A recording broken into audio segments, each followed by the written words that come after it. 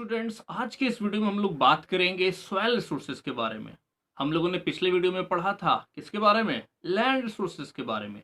तो land resources के पढ़ने के बाद आगे की चर्चा हम लोग सॉइल रिसोर्सेज पे करते हैं। तो आइए शुरू करते हैं।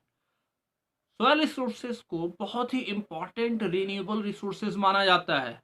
क्यों? क्योंकि ये बहुत सारे लिविंग ऑर्गेनिज्म और प्लांट्स के ग्रोथ को सपोर्ट करता है। इसको कई टाइप्स में बांटा गया है भारत में, टोटल 6 टाइप्स में। अब सवाल उठता है कि किस आधार पे बांटा गया है? तो कलर के आधार पे, मोटाई के आधार पे, टेक्सचर के हिसाब से, साथ साथ में वो किस तरह से बनी, उसका फॉर्मेशन का स्टाइल क्या है, उसका एज क्या है। तो टोटल 6 आधार पे, 5 से 6 आधार पे इसे बांटा गया है। तो इसमें सबसे पहला जो सॉइल है उसको हम लोग कहते हैं एलुवियल सॉइल। एलुवियल सॉइल को हिंदी में कहते हैं जलोढ़ मिट्टी। पहले समझ लेते हैं एलुवियल सॉइल का उद्गम स्रोत क्या, कैसे प्राप्त होता है हमें। एलुवियल सॉइल का जो हिंदी है जलोढ़, इसी से सब कुछ क्लियर हो जाता है। ये हमें वैसे वहां से मिट्टी, जो आप जानते होंगे कि नदी से जो मिट्टी बह के चली आती है, जल प्लस ओढ़, नदी से जो मिट्टी जो बह कर चली आती है उसे ही हम लोग जलोढ़ मिट्टी कहते हैं। ये स्पेशली नॉर्दर्न प्लेन्स में पाया जाता है और ये भारत में सबसे ज़्यादा स्प्रेड है, हर जगह फैला हुआ ये मिट्टी है। इसे हम लोग जलोढ़ मिट्टी या एलुवियल सोयल कहते हैं। ये इस मिट्टी की खासियत ये है कि ये मिट्टी सिर्फ और सिर्फ नॉर्दर्न प्लेन में ना होके आपका ईस्टर्न कोस्टल प्लेन जो आप देख रहे हैं कि कृष्णा, गोदावरी और कावेरी जो महानदी जैसी जो नदियां हैं, उनके जो डेल्टास पाए जाते हैं, वहां पे भी इस मिट्टी की प्रचुर मात्रा पाई जाती है। अब इस मिट्टी में क्या क्या फसल उपजते हैं, ये भी एक बहुत बड़ा सवाल है। तो इसमें चावल है, गेहूं है, गन्ना है और कुछ दलहन फसलों के लिए बहुत ही आइडियल मिट्टी ये मानी जाती है।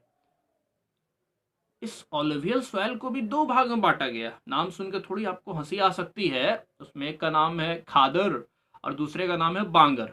खादर, कादर खान नहीं, खादर, और दूसरा है बांगर। अब हम लोग इसे समझते हैं। बांगर को पुरानी एलुवियल सॉइल मानी जाती है और खादर को नई एलुवियल सॉइल मानी जाती है। तो बांगर शब्द ही से लग रहा है कि कुछ पुरानी चीज है। तो बांगर जो है पुरानी मिट्टी होती है। अब ये मिट्टी में कंकर बहुत ज्यादा पाए जाते हैं, तो ये बहुत ज्यादा फर्टाइल नहीं होती है।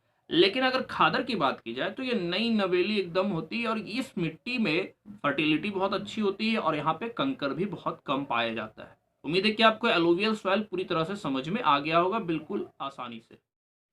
आगे जो हम लोग दूसरी मिट्टी की चर्चा करेंगे उसका नाम है ब्लैक सॉइल।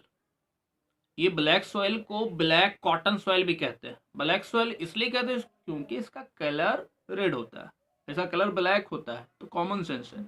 अब इसको ब्लैक कॉटन सॉइल इसलिए कहते हैं क्योंकि ये कॉटन के लिए सबसे आइडियल मिट्टी मानी जाती है। और ये पाई कहाँ जाती है? ये पाई जाती है आपका प्लेट्यू क्षेत्र में, स्पेशली अब देखा जाए तो महाराष्ट्र, गुजरात, ये छत्तीसगढ़ का जो प्लेट्यू है, रीजन है, यहाँ पे ये मिट्टी आपको अधिक मात्रा में, प्रचुर मात्रा में पाई जाती है। इस मिट्टी के बारे में एक बात फेमस है कि मॉइस्चर होल्ड करने के लिए जानी जाती है। गर्मी के मौसम में इसमें क्रैक्स आ जाते हैं और बारिश वगैरह जब गीली होती है थोड़ा चिपचिपापन जैसा देखने में इसमें आता है।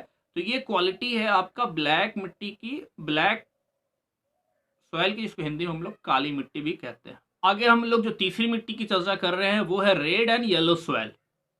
अब पहले इसके नाम का मीनिंग समझ लेते हैं। रेड एंड येलो सॉइल क्यों कहते हैं? क्योंकि इसका कलर लाल होता है।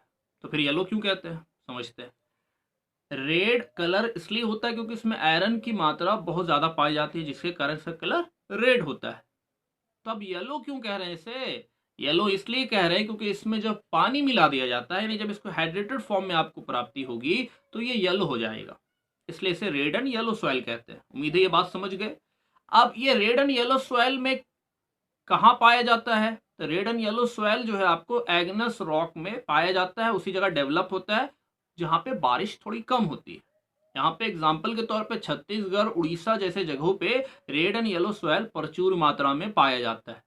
और ये मिट्टी ज्वार, बाजरा, आलू वगैरह की उपज करने के लिए बहुत ही उपयोगी मानी जाती है। उम्मीद है कि ये पूरा आपको तीनों मिट्टी के बारे में जो मैंने बताया अब तक आसानी से भेजे मैटियों को समझ में आ गया होगा। तो अब तक मैंने 3 मिट्टियों की चर्चा की। पहला एलुवियल सॉइल, दूसरा ब्लैक सॉइल और तीसरा रेड एंड येलो सॉइल।